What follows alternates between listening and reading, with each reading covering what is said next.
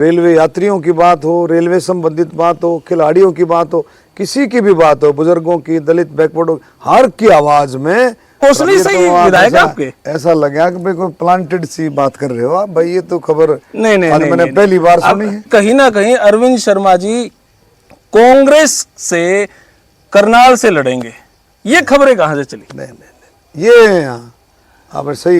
तो सारे भाइयों ने भाई मेरी राम राम, मैं जगदीप शर्मा स्टेप अप जे सर यूट्यूब चैनल पर आपका स्वागत करता हूं। भाई हरियाणा में 10 लोकसभा और 10 की 10 लोकसभाओं की नजर सिर्फ रोहतक पे है। हमारे साथ हैं डॉक्टर अरविंद शर्मा जी। सर जी नमस्कार, राम राम। राम राम जी, राम राम, नमस्ते सर, कैसे हैं आप? बिल्कुल ठीक है। इलेक्शन पूरे हरियाणा की नजर सिर्फ रोहतक पे ही है जी। चाहे 10 लोकसभा में कहीं जिक्र कर ले, वहां कहीं बैठ ले, वहां सारे इन्हें पूछेंगे भाई रोहतक का के रहूगा। देखिए, लोगों की नजर तो पूरे देश पर है जी चुनाव में जी, और हरियाणा की 10 की 10 सीटों पर भी पूरी नजर है। लेकिन रोहतक जो है, रोहतक विशेष है। रोहतक विशेष इसलिए है कि यहां पर परिवारवाद, भ्रष्टाचार, झूठ की राजनीति, बहकाने की, झूठ की, सोशल मीडिया, इधर का उधर का झूठा प्रचार, तो लोग बाग बड़ी गहराई से देखते हैं और ऑब्जर्व भी करते हैं, देखते भी हैं और रोजाना इस इंतजार में रहते हैं कि अब विपक्ष वाले क्या झूठ छोड़ेंगे। इस बात के लिए चौकस भी रहते हैं और इस बात को बड़े ध्यान से देखते हैं कि अब की बार आज सुबह क्या झूठ छोड़ने वाले। तो इसलिए रोहतक की राजनीति पर, रोहतक की सीट पर विशेष नजर रहती है। जब तक आपकी टिकट कंफर्म नहीं हुई थी तो बाकी 6 कंफर्म हो चुकी थी। इलेक्शन लगा ही नहीं था, स्टार्ट होगा। आपकी जैसे ही टिकट कंफर्म हुई, कभी तो रणदीप हुड्डा जी का नाम आवे, कभी बालकनाथ का नाम आवे, कभी योगेश्वर भाई का भी नाम आवे। भाई लास्ट में ये लगा कि भाई अरविंद शर्मा जी कहाँ जाओगे। अरविंद शर्मा, फिर लोगों में तिकड़मबाजियां लगी कि कहीं ना कहीं अरविंद शर्मा जी कांग्रेस से करनाल से लड़ेंगे, ये खबरें कहां से चली? नहीं, ये आप सही आगे ना, मैं कह रहा हूं ना, ये झूठ, बहकावा, अफवाहों का जितना बाजार है ये कांग्रेस के पास है। अरे मोदी जी का नेतृत्व, विश्व के इतने सबसे बड़े नेता का नेतृत्व, और उस पार्टी का मैं मेंबर, फक्र है मुझे फक्र है कि मैं भारतीय जनता पार्टी का सदस्य हूं, सेवक हूं, और मैं उस पार्टी को छोड़ करके मैं किसी ऐसी पार्टी की जिसने देश को लूट लिया, भ्रष्टाचार, परिवारवाद, जातिवाद, ऐसी पार्टी की तरफ मैं देखूंगा भी, सोच भी नहीं सकता मैं। और ये अफवाहें विपक्ष ने, कांग्रेस के लोगों ने, इनके लोगों ने ये अफवाहें फैलाई और उसका जवाब मिल गया। फिर जवाब मिल गया ना। तो मतलब आपकी कोई ऐसी मुलाकात कहीं सीक्रेट रूम में, कोई ऐसी मुलाकात? क्यों करूंगा, मैंने बता दिया, मैंने आपको क्यों करूंगा। मैं ऐसी पार्टी का नेतृत्व, नरेंद्र मोदी जी का नेतृत्व, लोग जिसकी तरफ देखते हैं, लोग बात करना चाहते हैं, लोग सुनना चाहते हैं मोदी जी को, लोग मोदी जी को देखना चाहते हैं कि मोदी जी अब देश को कितनी आगे लेके जाएंगे। ऐसी सम्मानित पार्टी का मैं सदस्य है और मैं ऐसा सोच कभी जिंदगी में नहीं रख सकता। ऐसे कौन से समीकरण है जिसमें ये लगे कि अरविंद शर्मा जी अब की बार जीतेंगे? क्योंकि जब तक 2019 से पहले की बात करें, रोहतक लोकसभा में 3 विधानसभा में भाजपा थी। आपके ही आते ही मनोज ग्रोवर जी हार गए, नरेश कौशिक जी हार गए, धनखड़ साहब हार गए। आरोप पे तो आप ही लग रहे हैं कि भाई इन्होंने ऐसी सेटिंग करी, उन तीनों को हरा दिया, कोई नेता ना पाक जावे। ये आपका खबर, ये तो आप पता नहीं कहाँ अब की बार तो सिर्फ एक कोसली से ही विधायक आपके। ऐसा लगा कि भाई कोई प्लांटेड सी बात कर रहे हो आप भाई। ये तो खबर नहीं, आज मैंने पहली बार सुनी है। मैंने तो कभी ऐसी खबर सुनी नहीं। धनखड़ साहब के साथ ट्यूनिंग कैसी आपकी? ना बढ़िया ट्यूनिंग है मेरी, गरोड़ साहब से भी, धनखड़ साहब से भी, नरेश लेकिन जी। जब ये तो मैंने पहली बार आपके मुंह से सुनी है। बराबर में लेके आपने बयानबाजी की। 5 साल के बाद जो है आप ऐसी बातें कर रहे हो, ऐसी खबर तो मैंने कभी नहीं सुनी। देखो चुनाव होता है जी, चुनाव जो है, चुनाव लोग लड़ते हैं, लोग जनता लड़ती है, और जनता के आशीर्वाद से ही चुनाव संभव होता है। कोई कितना भी बड़ा समाज सेवक नेता हो, वो जनता से ऊपर नहीं है। जनता फैसला करती है, और कई दफ़ा जो है चुनाव में जो है उकचूक हो जाती है, कोई दिक्कत नहीं है, और फिर जनता का फैसला सबको लेकिन सर्वमान्य कई होना बार चाहिए। ऐसे तो बयान आपके आए हैं ना ग्रोवर साहब के खिलाफ। नहीं, साहब एक परिवार है यार, कमाल कर दिया। आप भी क्या भाई हो? आप 2 भाई हैं। 2 भाइयों में झगड़ा हो जाता है, प्यार प्रेम हो जाता है, मनमुटाव हो जाता है, 100 बातें, एक परिवार में 100 बातें चलती हैं। परिवार की बातों में आप क्यों उलझ रहे हो?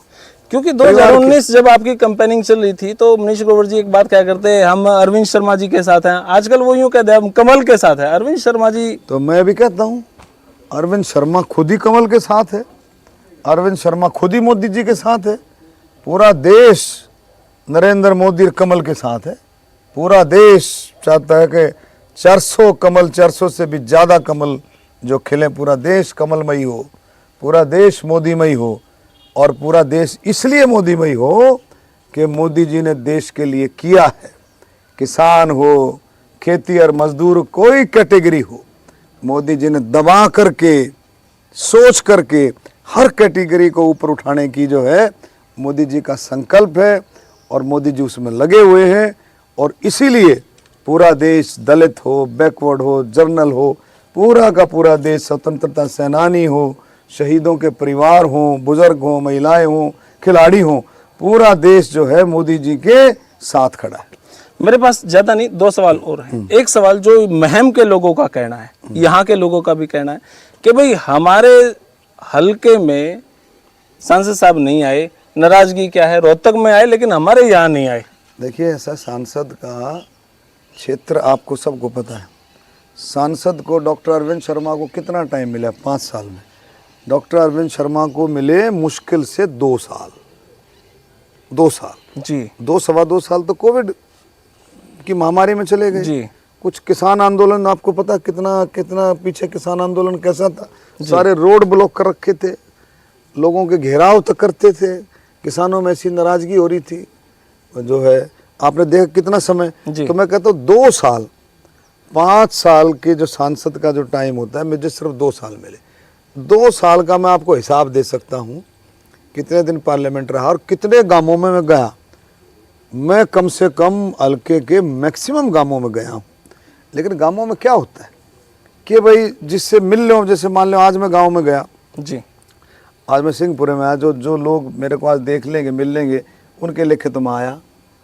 मैं अगली बार चुनाव से पहले फिर भी आऊँगा, और जब वो उन्होंने कहेंगे जी आप तो आए नहीं, आप ऐसा नहीं है। लेकिन मैं फिर भी मैं ये कहता हूँ कि मेरा पूरा प्रयास रहता है कि मैं कहीं भी रहूँ, लेकिन हल्के की आवाज़, हल्के की बात को, किसी भी कैटेगरी की बात हो, चाहे किसानों की बात हो, चाहे आम लोगों की बात हो, चाहे रेलवे यात्रियों की बात हो, रेलवे संबंधित बात हो, खिलाड़ियों की बात हो, किसी की भी बात हो, बुजुर्गों की, दलित, बैकवर्ड हो, हर की आवाज़ में रखता हूँ। हर एक की आवाज़, चाहे हरियाणा सरकार का काम हो, चाहे केंद्र सरकार का काम हो, चाहे पार्लियामेंट का हो, चाहे किसी भी तरह का काम हो, मैं हर एक की बात सुन करके उस काम को करने की कोशिश करता हूँ। आप और रही बात सुनो जी जी, आप मेरे को 2 साल में आपने तोल दिया जी, 2 साल मिले जी। अरे जो 19 साल जो एमपी रहेंगे और 15 साल और 15 साल बड़े रहेंगे, क्या हो गए? 19 और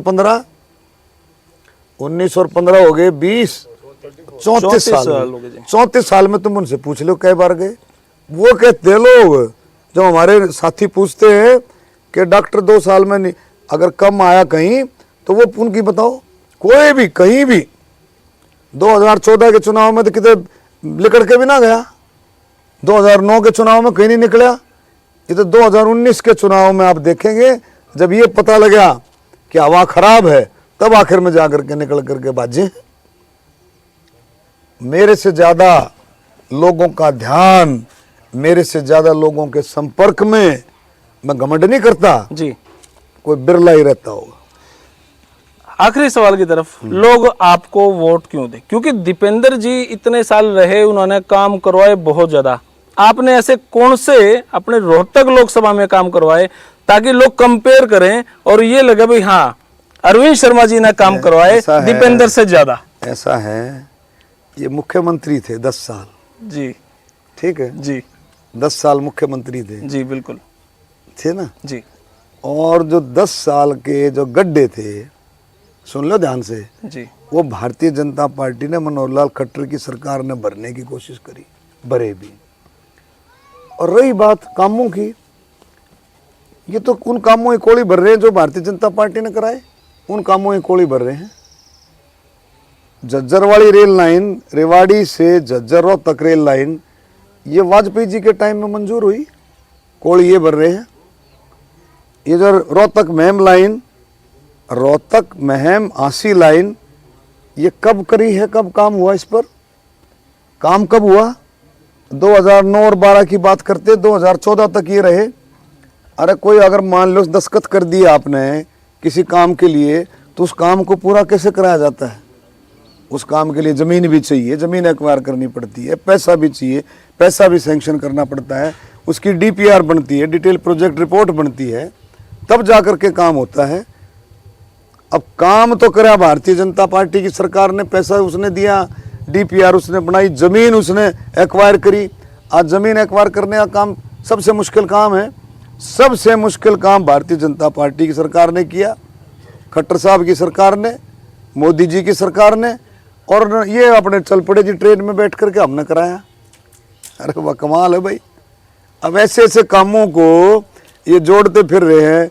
अरे 10 साल मुख्यमंत्री रहे, 10 साल मुख्यमंत्री रहे, 10 साल के अंदर अब जा कर के बात कर लो, झज्जर जाके बात कर लो, रोहतक कर लो, कोसली कर लो, कहीं जा कर के बात कर लो, इन्हें कितना भट्ठा बैठाया है। सारे तो रिश्तेदार इनके कॉन्ट्रैक्टर थे, सारे रिश्तेदार जी। सारे रिश्तेदार इनके कॉन्ट्रैक्टर थे। झज्जर में आप देखो, जो आपकी जो पानी की व्यवस्था है, सीवरों का सिस्टम है, कितना बिगाड़ा हुआ था। आप ये बताओ, कोई भी सीवर सिस्टम या पीने के पानी की जो पाइपलाइन दबती हैं, ये हर 2 साल 3 साल में बदली जाती हैं। ये 20-20, 30-30, 40-40 साल चलती हैं, 50-50 साल चलती हैं, नहीं समझे? अब जा करके देख लो, इनकी लीकेज ही नहीं है। ये सारा बिगाड़ा हुआ काम ही नहीं का है, सारा बिगाड़ा हुआ काम इनका ही नहीं के ठेकेदार थे। अब ये कहते हैं हमने काम कराए, लूट मचाई, कोरी लूट। 100 रुपये अगर किसी काम में अगर इन्होंने सैंक्शन करे होंगे, अपने काल के देख लो, कम से कम 70 से 75 रुपए की लूट इन्हें मचाई होगी इनके आदमियों ने। लूट की बात से याद है, जब आपका इलेक्शन था तो दीपेंद्र जी एक व्यक्ति विशेष पर आरोप लगा रहे थे कि भाई इस आदमी ने हाईजैक कर लिया और सारी वोटों की गिनती करवा दी। रमेश बोहर शायद नाम था उनका, और लूट रमेश ने हाईजैक कर लिया। अरे मान गए, अरे क्या बात करो। उसके बाद 20 लाख वोटरों का इलेक्शन हाईजैक तो ये करते हैं। अब की बार देखेंगे, अब की बार केंद्र सरकार इतना साफ सुथरा इलेक्शन होगा। पिछली बार तो इन्होंने जो गुंडागर्दी की है, जिन्होंने लोग छोड़े, हर जगह बूथ कैप्चरिंग, बूथों पर एक एक आदमी 2-2, 3-3 वोट डाल रहा, अब भी कहता फिर रहा। अभी वर्करों की मीटिंग में क्या कहते हैं? वर्करों की मीटिंग में कहते हैं भाई भर दियो, चिंता मत करियो, मैं बैठा हूँ, 3-3 पीढ़ी का जुगाड़ कर देंगे। कैसे करेंगे 3 पीढ़ी का जुगाड़? डाके मरवाएंगे वर्कर से, चोरी कराएंगे या नशे का धंधा कराएंगे? बता 3 पीढ़ी का जुगाड़ कैसे कर दोगे आप? तो आप बिल्कुल ये जो है बेकार की झूठ फूट में कर रहा हूँ, झूठी सब झूठ फूट इधर उधर की बातें। साफ सुथरा मैं कर रहा हूँ, रोहतक का इलेक्शन भारतीय जनता पार्टी की तरफ, सरकार की तरफ से साफ सुथरा इलेक्शन हुआ। जो हेरा फेरी करी, कोशिश करी, वो इनने की। और अब की बार परमपिता परमात्मा के आशीर्वाद से, कितने वोटों की हेराफेरी आशीर्वाद करी से सुन तो ले, परमपिता परमात्मा के आशीर्वाद से मैं मानता हूं 36 बिरादरी के आशीर्वाद से अब की बार देखना आप इलेक्शन में क्या होगा। चलो कितनी वोटों की हेराफेरी हुई चलो, जो भी है परमात्मा जानते हैं। तो कितने वोटों से जीत जाओगे? किसको? मैं घमंड नहीं करता हूं, मैं हर एक इलेक्शन को मैं बहुत सीरियस लेता हूं, जी बहुत ही सीरियस लेकर के चुनाव लड़ता हूं। मेरे से पत्रकारों ने पूछा, प्रेस वालों ने पूछा कि आप मुकाबला किससे मानते हो? जी जितने कैंडिडेट होंगे जी भारतीय जनता पार्टी के खिलाफ, जितने कैंडिडेट होंगे सब के साथ मैं अपना मुकाबला मानता हूं। और परमात्मा से डरते हुए कोई घमंड नहीं करता, उससे डरते हुए अपना इलेक्शन लड़ेंगे। जो करेगा परमात्मा करेगा। आप एक 36 मुख्यमंत्री की रेस की बात कर रहे थे कि भाई ब्राह्मण मुख्यमंत्री होना चाहिए। जब खट्टर साहब ने इस्तीफा दिया तो हमारे दिमाग में भी आया था कि भाई अरविंद शर्मा जी का नाम जा सकता है। नाम चला गया नायब सैनी जी का। अपनी अपनी बात आदमी रखते हैं ना। नायब सैनी जी, मैं कह रहा हूँ सभी हम सब स्वागत करते हैं। नायब सैनी जी ऐसा मुख्यमंत्री, मनोहर लाल खट्टर जी टॉप का, मतलब मनोहर खट्टर जी का कार्यकाल रहा। ऐसी व्यवस्थाएं हरियाणा को दी हैं, ऐसा व्यवस्थाओं में बदलाव किया है कि कोई अगर दूसरा मुख्यमंत्री होता तो कर नहीं सकता था। ऐसी व्यवस्थाओं में बदलाव दिया है और मैं कहता हूँ इन्हीं व्यवस्थाओं के सहारे से आगे की सरकार चलेगी। और मैं मनोहर लाल खट्टर जी का, माननीय प्रधानमंत्री मोदी जी का, अमित शाह जी का ज्यादा जिक्र कर रहे हैं, अमित शाह जी का, जी अमित शाह जी का और नड्डा जी का मैं तहे दिल से धन्यवाद करता हूं कि उन्होंने ऐसा मुख्यमंत्री, मनोहर लाल जी का भी धन्यवाद करता हूं, नायब सैनी जी के रूप में दिया, जो 36 बिरादरी का ध्यान रखते हुए हरियाणा को आगे बढ़ाएगा, बढ़ा रहे हैं। चलो बहुत बहुत शुक्रिया सर आपका, बहुत बहुत शुक्रिया। तो भाई ये इंटरव्यू आपने कैसा लगा? ऐसे सवाल कभी किसी ने आज तक पूछे हैं? तो भाई आई होप आपने इंटरव्यू बढ़िया लग गया होगा। लग गया तो भाई शेयर कर दियो और अपनी प्रतिक्रिया कमेंट बॉक्स में जरूर छोड़ दियो, क्योंकि ये पहला इंटरव्यू है, आखिरी नहीं है। अभी तो इलेक्शन शुरू हुआ है, शुरू भी नहीं हुआ है, विपक्ष के जब तक नाम नहीं आ लेते। तो भाई इस इंटरव्यू के बाद आपकी प्रतिक्रिया जानना चाहूंगा। और शुरुआत हो चुकी है इलेक्शन की, बस एक इंटरव्यू दीपेंद्र जी का भी मिल जाए और फिर अपने आगे का कार्यक्रम की शुरुआत करा। फिलहाल ये वीडियो इतनी, आपने किसी लगी कमेंट बॉक्स में राय दे। तब तक के लिए धन्यवाद।